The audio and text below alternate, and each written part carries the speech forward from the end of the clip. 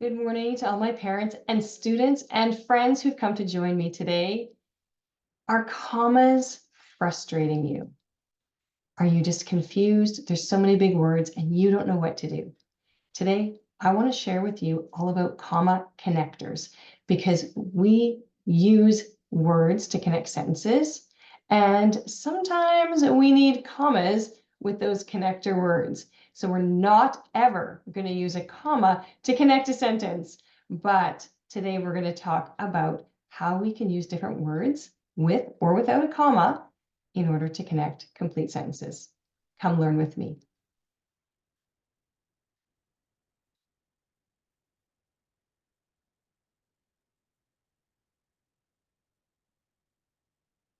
Commas are difficult for many, many people, and homeschoolers are no different than anyone else. So today, as a parent, as a student, I want to invite you to come alongside me, and we're going to learn about what words connect sentences, what is a sentence to start with, and when they need a comma and when they don't. I hope today that you'll learn something new, and I'd love for you to subscribe, to follow, and to tell me most of all what you learned from this session and how you're going to use it in the future. There are so many words connected with grammar, and they're confusing. Now, does your student need to know what every single word means, be able to define them, find the pieces in the sentence? Well, I don't think so. I don't have a problem with grammar instruction on its own, but just knowing the definitions for these words and all of the other words can sometimes be overwhelming.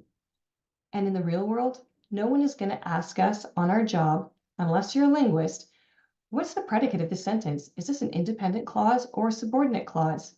Is this a coordinating conjunction? Or is this a compound sentence, a complex sentence, a compound complex sentence? What is this? No one's going to ask us those questions. Most of all, we need to know how to write effectively and how to punctuate so that our writing will stand out as being professional and correct. So today, that's what we're going to learn. First of all, we need to begin with what is a sentence? Because if we're trying to connect sentences and they're not even complete, we have a big problem. So first of all, a sentence is a group of words, two or more words, that has a subject, a verb, and a complete thought. So now we have more words. See, the problem is we need words so that we can talk about these things. So today, I want to make sure we're on the same page because maybe you have different definitions that you've been taught. So today, I'd like to teach you the definitions of these words as I use them and how they're used in grammar. So let's begin with a verb. A verb is an action. I bet you all know that. This is what we teach elementary school students all of the time. In fact, even well into high school, when I ask what a verb is, many students tell me it's an action word. And it is most of the time, maybe half the time. A verb is an action word, but most of our verbs are action words. But the true definition of a verb is an action, a state of being, having, or knowing. And any word that could come after I, you, he or she, it, someone, something, or a name, that's a verb. So let's talk about some examples of these. So we have our action verbs. These are the easy ones. These are the things people do. We can see them. I jump, I run, you hide, she says, I said, I wish, right? All of those can come in front of that. We could say Bill wishes. These are the verb. The next are the states of being. And here's where things get more complicated because students often don't recognize these as verbs and we use them all of the time. The to be verb are the words that come after those words like I, you, he, she, it, someone, or a name that mean that someone is being. So I am, you are, he is, they will be, yesterday, you were, tomorrow, Samantha will be, or should be, or yesterday, we all could have been. So you will notice that many of these come in verb phrases. They come in little packages. So often we will have a being or having verb attached to another verb, and then we lump them together. Often verbs do come in packages, so watch out for that. So the having verbs are the to have verb. I have, you have, he has, we all have, they all have, somebody had, tomorrow we will have, or we should have, yesterday we could have. So those are some of the things we should have had, some of the ways that we can use the have verb. And we have knowing, and I add this because it's not an action, but it's something we do. So sometimes students recognize it and sometimes they don't. To know, I know, you know, he knows, she knows, we know, you all know. I had known, if only I had known. I will have known that for 6 whole months by the time, right? We have will have known. That is a verb phrase.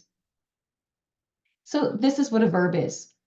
So right now, if you're taking notes, this is your opportunity to write down what a verb is and make sure that you write down some examples. So go ahead, pause this video, write down the definition, and write down some examples of the verb. Make sure that you write down that a verb is any word that could come after any of the pronouns or after a name, after someone, something, so that you can remember how to determine if a word is a verb. If you're having trouble finding the verb in the sentence, that's exactly how you'll know if there's a verb there. So go ahead and pause. A subject is. Let's start with what a subject is not. A subject is not the topic of the sentence. I love apple pie. The subject is not apple pie. In life, we use the words subject and topic exactly the same. What subject are you going to do next? I'm going to do math. So we have subject and topic being used the same way. But in grammar, it is a completely different thing. The subject is the thing or the person that's verbing, the one doing the action word, or the one being, or the one having, or the one knowing. So now's your opportunity. Go ahead, write down the definition of a subject and put a few examples there. And make sure you write what a subject is not. Is this even a sentence? Sometimes we write things and they seem like a sentence to us, but they're not actually sentences. So today, let's just go through these examples and let's talk about if these are sentences. I'm going to get mine.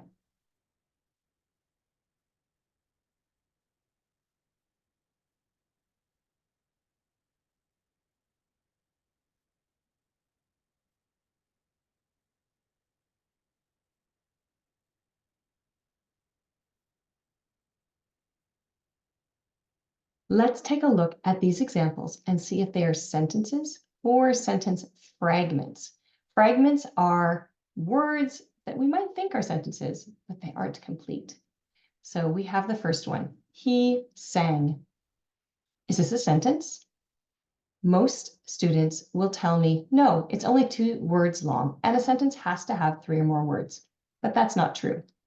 This is a little trick that people have taught elementary school students to get them to write more, to get them to be more complete and to say more.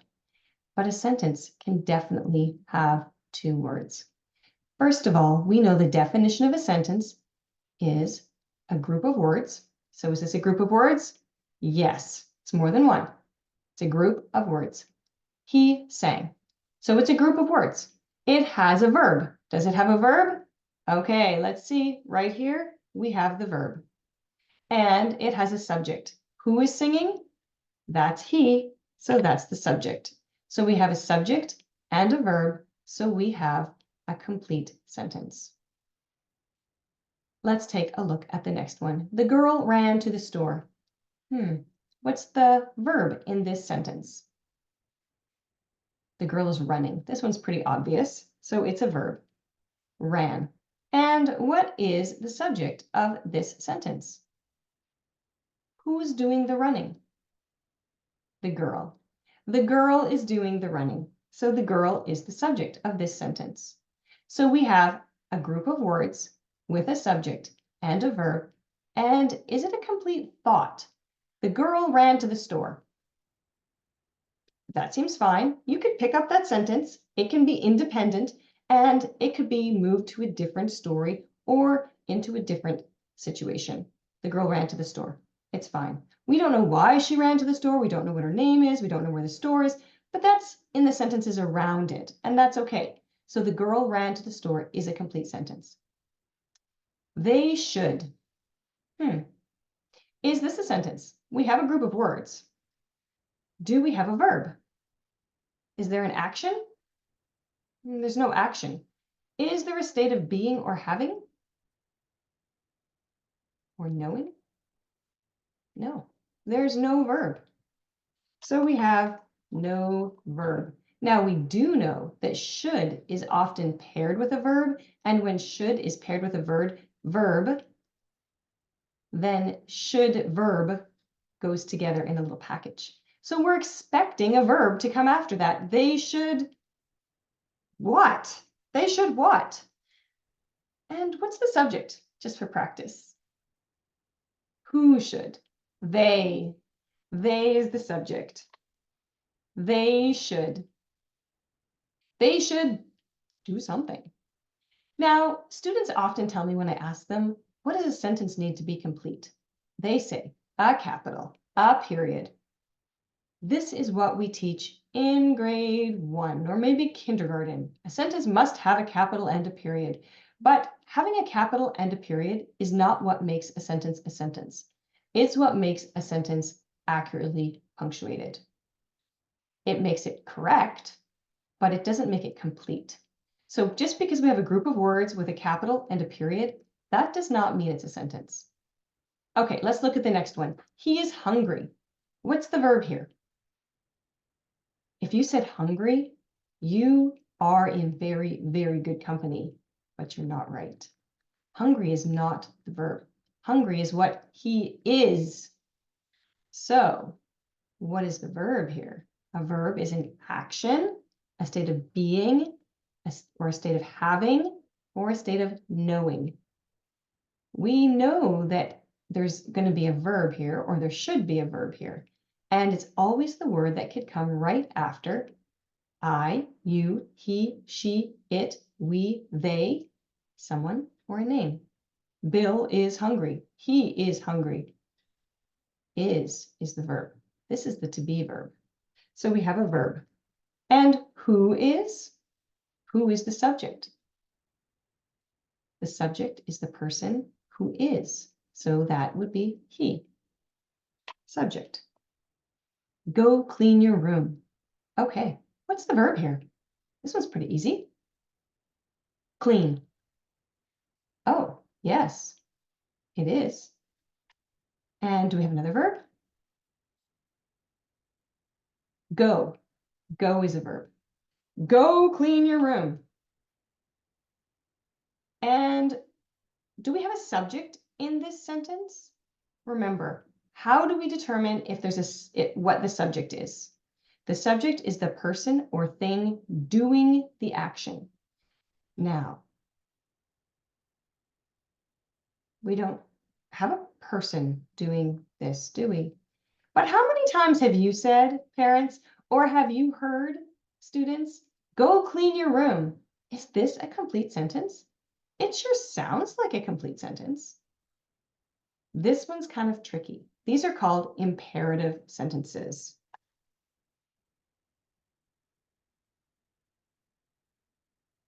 That means they're commands. And when we use a command, we often don't say the name of the person we are commanding. We're talking to someone. So I'm standing here and you're right in front of me. I don't have to say, Jane, go clean your room. That would be extra emphasis, right? So we assume that you know that we're talking to you. So we write it like this, brackets, you go clean your room. This is how we do it in grammar, where we show that we recognize that there is a subject. So we have an unspoken subject in this sentence. That's a little bit tricky. But remember, Sometimes it happens in imperative sentences, sentences that are commands. If it's a command, and if you know who the person should be, the person who the speaker is talking to, then you have an assumed subject, you. Okay, here we are. Moving on to the next one.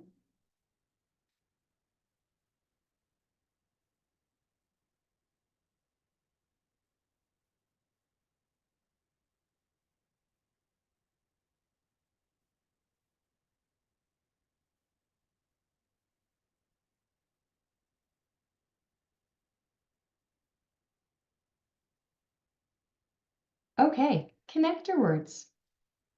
What are connector words? And that's what we're here to learn about today. But before we could learn about connector words, we had to learn about what sentences were. So connector words are also called conjunctions.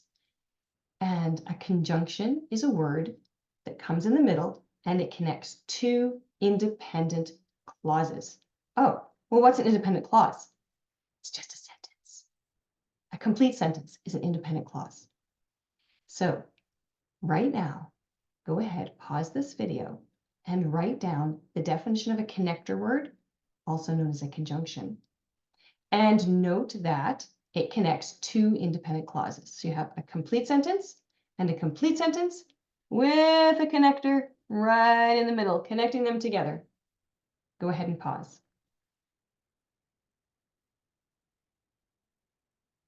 There are all types of connectors. So we have 3 types of connectors in grammar or conjunctions, and they each have different punctuation rules.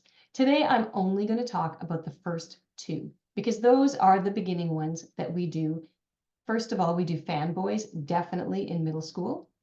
And when I teach fanboys, I teach subordinate conjunctions alongside those because there are only 7 fanboys, and we use the other ones all of the time. So it's really important that students recognize that they need to learn the others as well. Now, there are over 100 subordinating conjunctions. So instead of memorizing the subordinating conjunctions, we only memorize the fanboys. Fanboys are coordinating conjunctions. So we only memorize the fanboys because if it's not a fanboys, it's a subordinating conjunction. Or it's paired, and you're going to notice right away the paired ones because they always come in groups of 2, either or, neither nor, so, that, not only this, but also that, whether this or that, no sooner had I done this, then I had to do that. The more I do this, the more I have to do that.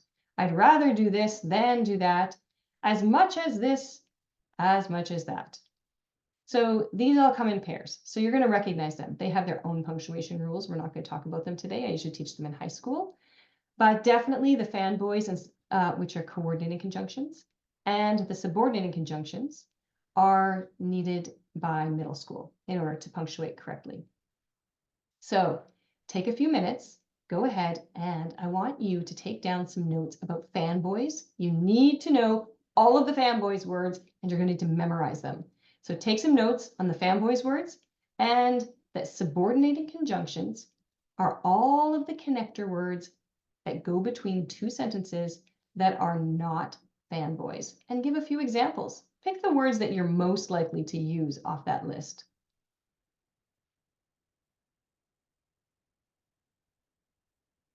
We use fanboys for compound sentences. So a compound word or a compound anything is when we have 2 equal parts and we mix them together or we connect them. So fanboys connect 2 sentences, 2 complete sentences, and they're equals. So they're like friends. One of them isn't more important than the other. They're just equal. So we can't switch them around. We can't do anything. One of them's not the boss of the other. They're equals. So we have compound sentences, and compound sentences have fanboys in the middle. And here are a couple of examples. I love to play the violin, and I will join the orchestra next year. So what 2 sentences do we have here? I love to play the violin. Well, let's see. We have love to play. That's the verb. And who loves to play? I. I love to play the violin. And so that's one complete sentence. And I will join the orchestra next year. What is the verb here? Will join. Yes. Next year, I will join. It's in the future. And who will join? I. It's right there before the verb. So we have this connector word and put in the middle to connect these two sentences. Here's another one. I love to play the violin, but I do not want to join the orchestra. So we basically have the same sentence before. And at the end, we have do not want to join. So that's the verb phrase. That's a very long one. Do not want to join. Those are all part of the verb phrase. And who does not want to join? I. I do not want to join the orchestra. So we have this word in the middle, but, and you'll notice the commas, right? Commas go before when we have a complete sentence after, but we're going to talk about all of the rules after. So take a moment, write down the definition of fanboys that we use them. It doesn't really matter whether you know that these are called compound sentences, but you might want to know that they're also called coordinating conjunctions if you want to show off your nice vocabulary. And a compound sentence is a sentence with a fanboy's word connecting two independent clauses. And do we remember what an independent clause is? An independent clause is just a complete sentence. So here we go. Compound sentences, fanboys, and commas. So we have fanboys words. And we know we have Luke loves to read The Lord of the Rings. And I've already made the verb in blue. But who loves to read Lord of the Rings? Luke. Luke is the subject. That's a complete sentence. He refuses to watch the movie. Is this a complete sentence? Refuses to watch is the verb. Who refuses to watch? He. But is it complete? He refuses to watch the movie. It's complete. So we have two complete sentences. Now, what words could we put in the middle?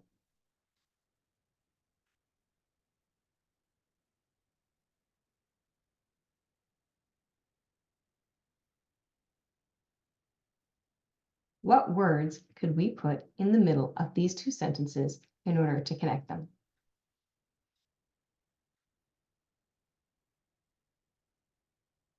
Here we are. Here are two options. Luke loves to read The Lord of the Rings, and he refuses to watch the movie. Luke loves to read The Lord of the Rings, but he refuses to watch the movie.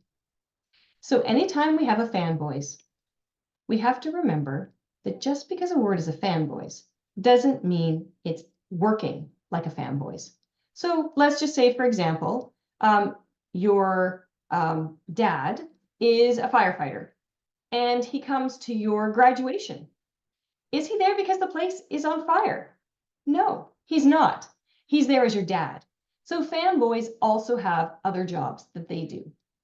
So and can be a word that is a fanboys, and it can also be a word that is used for other things like lists. So we want to make sure that whenever we have a connector word, we look afterwards. So after the fanboys, we have and. We want to look right after it. Do we have a subject? In red, yes. Do we have a verb? In blue, yes. Excellent. So that's okay. We can have that. We have the word but, and we look after it and we say, does it have a subject? Yes. That's the one in red. He. Subject is the person who does the verb. And we have a verb, refuses to watch the movie. So that's correct. Very good. And what that was missing was the comma. So whenever we have a fanboys connecting two complete sentences, and they're complete because we have a subject and a verb, then we have to put a comma. So do we have a fanboys? Yes. Do we have a subject? Yes. Do we have a verb? Yes. Do we need a comma? Yes. What about this one? We have a but. Is but a fanboys? Yes. And is there a subject after it? He. Yes. Is there a verb after it? Refuses to watch. Yes. So yes, comma. That's exactly how we do it every single time. We also have complex sentences and commas. And complex sentences are very much like compound sentences, except one part is the boss of the sentence and one part is the subordinate of the sentence. Subordinate is like you have a manager and you have the people that work under them. The people who work under them are subordinate. So we have the same thing happening in sentences. We have the boss sentence or the main clause, and we have the subordinate clause. And a clause, remember, is just an independent thought. So we have subordinating conjunctions. These are basically any other word other than a fanboys that connects two complete sentences. Now, the most important part of that sentence I just said was the word complete. It must be a complete sentence. She succeeded in finishing all her schoolwork. She managed her time well. So here we have the verbs. She succeeded in finishing, that's the verb. She managed her time well. So we have the beginnings of complete sentences. Sure seems like a complete sentence, but let's check. We also need the subjects. She succeeded in finishing. So who succeeded? She. She is the subject of the sentence. Managed her time well. Who managed? She did. She is the subject.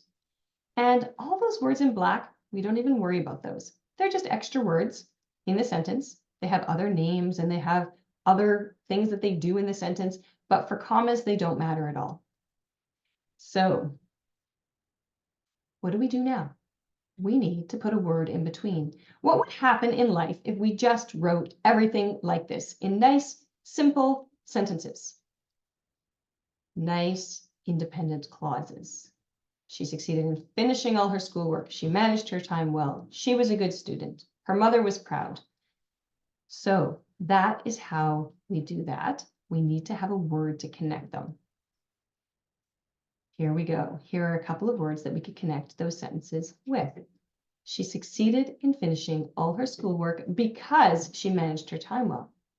Or sometimes we might even rearrange things. We might say she managed her time well in order that she succeeded in finishing all her schoolwork.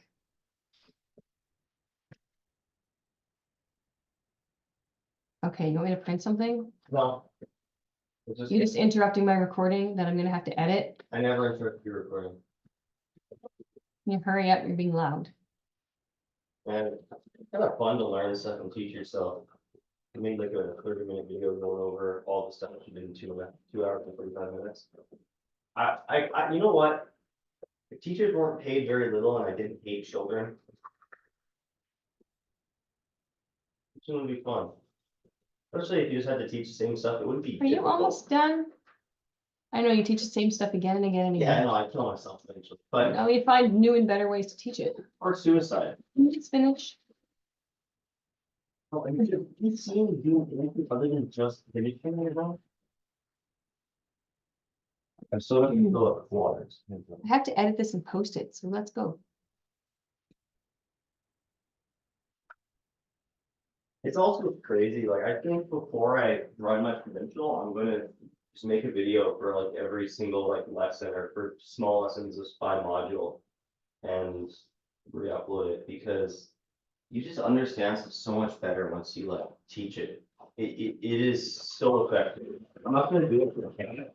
I couldn't give a rat's fucking ass, like failed their exam, all right? Provincial, do not care. I just need to pass the course. You need to pass the provincial. Are you done yet? You need to pass the provincial. I don't know. Okay, I love you. Bye. So.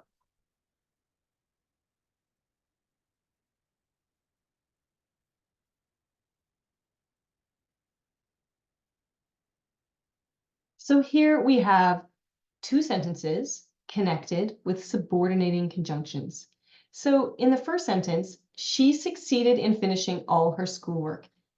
The first sentence is the main clause. The one that comes before the connector word is the main clause.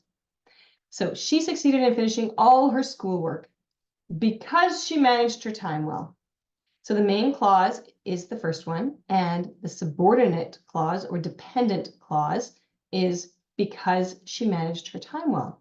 Now, the sentence, because she managed her time well, is that a sentence?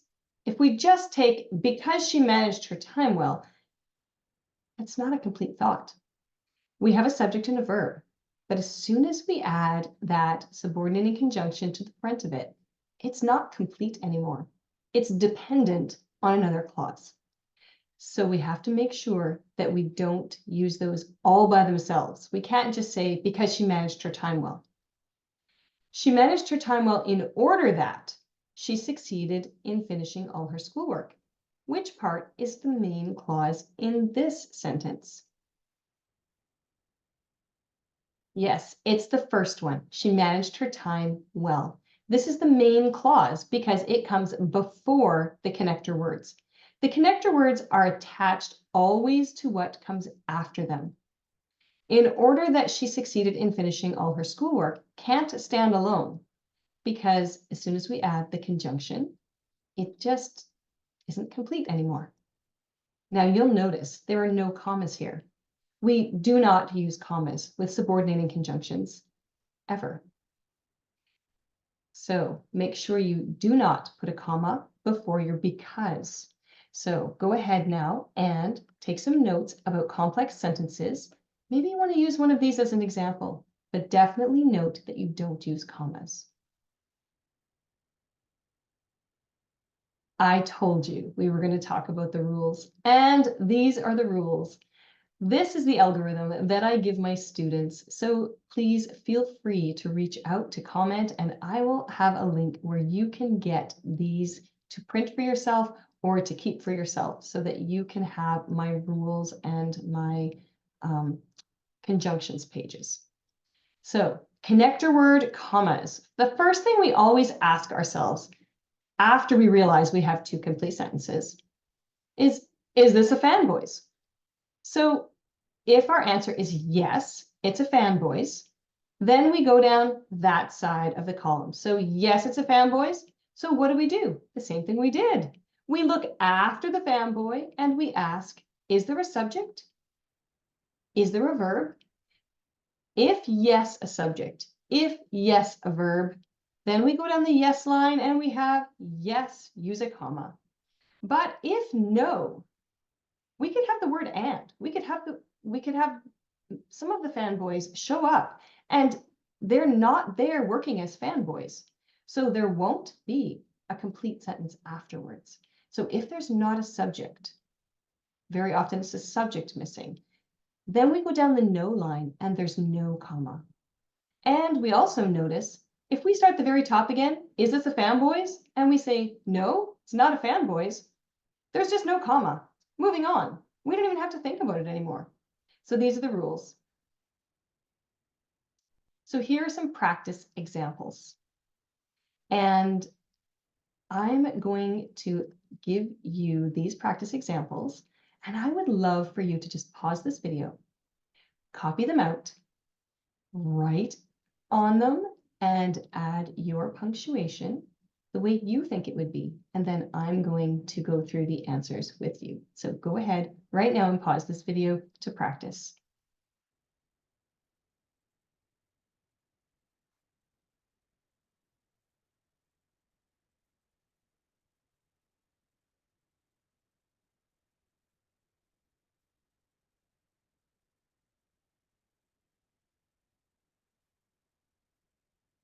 Here are some practice examples for you to do right now. So pause this video and copy them out, put the commas in where they belong, and then I'm going to walk through with you and show you where commas need to go and why. Go ahead and pause now. Here are the answers to the practice examples, but stop. Do not rush ahead while I speak and change all yours and fix them. This is not about making sure that you have the right answer on your page. So one at a time, we're going to go through each one and I'm going to explain why we put a comma or why we do not put a comma. All right. So don't just worry about correcting it. If you feel a compulsion that you have to go and put X's and check marks beside all your things right now, just pause the video and do it, and then turn it on when you're ready to talk about what is actually happening in these sentences, because you might be surprised about some of them. The first one, Dad fed the dog, but he forgot to tell us, so we fed him again. So we have the beginning, Dad fed the dog. That's one sentence. We have a subject, dad. We have a verb, fed. I didn't mark the beginning sentences. Then we have, I put all of the connector words in bold, black. So but is a connector word. And then we have, he forgot to tell us. That's a sentence. It has a subject, a verb, and a complete thought. He forgot to tell us. And what about we fed him again? Yes, that's a complete sentence too. The verb is fed, the subject is we fed him again, that's a complete thought. So we know these are all complete thoughts. So we have these connector words, and we're going to say, is it a fan, boys? Oh dear, good thing I put the fan boys at the bottom for you. All right, is but a fan, boys? Yes. So what do? We look after it. Is there a subject? Yes. We look after it. Is there a verb? Yes. So do we need a comma? Yes. Here we go. Next connector is so. So, is it a fan, boys? Yes. Does it have a subject after it? Yes. Does it have a verb after it? Yes. Does it need a comma? Yes. Did you know you can connect 3 sentences in compound sentences? You can make a sentence, put a fan, boys, put another sentence, put a fan, boys, put another sentence. You can make lots of them, and that just makes your sentence have more meaning, because then you can tell more ideas in it. But we always have the same thought in our sentence. We're always talking about dad and the dog being fed. We can't start on one idea and like end on a different idea. Our sentence has to be about one idea or one topic, feeding the dog. Okay, let's look at the second one. I quit gardening, for I could not stand worms and fat grubs. Okay, I have bolded the connector words, for and. So the first one, for. Let's look at the algorithm on the side here, this diagram. Is this a fan, boys? For. It's the first one, yes. So what do? We look after and we say, is there a subject? Yes. Is there a verb? Could not stand. Yes. Do we need a comma? Yes. Very good. What about the next one? And. Is this a fan, boys? Yes. We look after it. Is there a subject? Fat grubs? Okay. Is there a verb? No. Fat grubs could be a subject because it's a noun, but it's not really the subject because it has to be a verb for it to be the subject. It's just a noun. What could I not stand? I could not stand worms, and I could not stand fat grubs. So those are 2 things I couldn't stand. So this is a list of 2. This and is not there working as a fan, boys. It's working in a list. So we look after it. We have what could be a subject, but we definitely do not have a verb. So we definitely do not need a comma. And this is the one that was going to trip you up. Edit your essay this week and hand it in by Friday. So if we look at that sentence, we might say it has a verb, but it has no subject. But remember, imperative sentences, commands, we can have an assumed subject. So we have you edit your essay this week and you hand it in by Friday. Alternately, we could say this is you edit your essay and hand it in. What 2 things do you have to do by Friday? So we could put a comma here or not, because this subject, well, it's assumed, but it might not be there. It just might be a list of 2 things. So if it said, write your rough draft, edit your essay, and hand it in by Friday, we would know that that was a list, right? but we don't know that this is a list. It could be a list, or it could be 2 sentences. So you could have that comma or not have that comma. That's up to you. I make sandwiches with no butter because I like them that way. So because is our connector word here. And we look up here. Is this a fan, boys? No. Do you remember the rule if it's not a fan, boys? It's the no side. Is it a fan, boys? No. No comma. That's it. End of the road. Because I like them that way, I make sandwiches with no butter. Oh, this one's a little bit tricky because I didn't talk about this. But did you know that whenever, very often, not always, so very often, when you have subordinating clauses, or you have a subordinating conjunction, like because, you can take the last half and put it at the beginning of the sentence. But remember, I said that the conjunction always attaches to the sentence after it. So we have to take the conjunction along with the sentence together and move them to the front. Because I like them that way, comma, I make sandwiches with no butter. Whenever we move the end clause to the beginning, we use a comma. Some people recognize this as an introductory clause. Some people recognize this as the rule for complex sentences, because complex sentences can often be reversed. But I bet you may have been told to never, ever, ever start a sentence with the word because. Wrong. You can start a sentence with the word because, and that's okay. What is not okay is to say, because I like them that way. That is not a sentence. But you can say, because I like them that way, I make sandwiches with no butter. This is why in grade 1, 2, 3, you were taught never, ever, ever to start a sentence with because your teacher or parent knew that you wouldn't understand that you needed to have a main clause come after it. Because I like them that way is the dependent clause. It's the worker clause, and it needs a boss clause. And the boss clause is, I make sandwiches with no butter. So if you're going to start a sentence with because, you must finish it up with another sentence after the comma. Olivia bakes cookies and takes them to the seniors center each week. So, and, is it a fan, boys? Yes. So what do we do when we have a fan, boys? We look after it. Is there a verb? Yes. Is there a subject? No. So no comma. Why no comma? This is a list of 2 things Olivia does.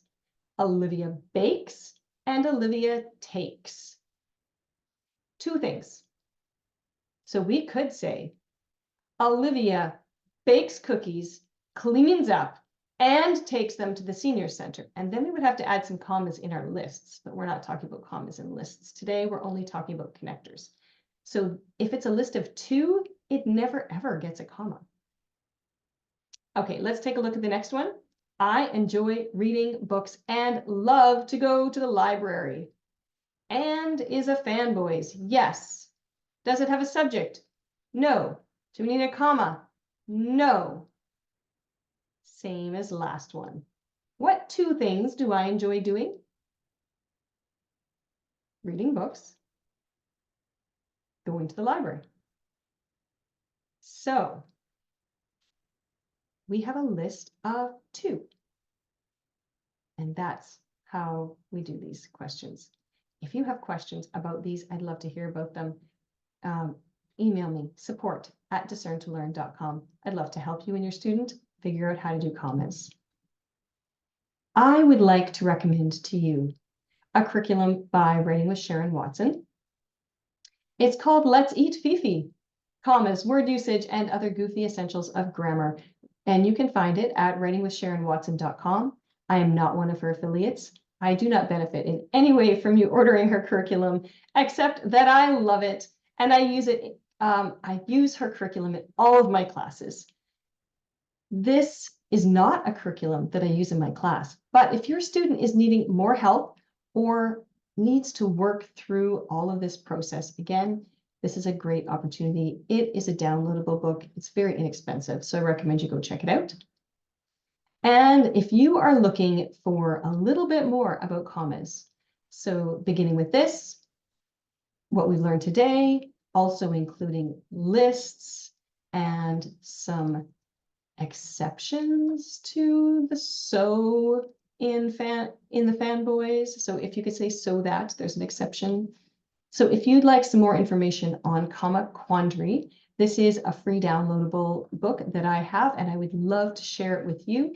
Please email me at support@discerntolearn.com to find out how you can get Comma Quandary for your student. I'd love to give that to you. And I want to thank you so much for being with me today. And you may have noticed that I teach grammar punctuation.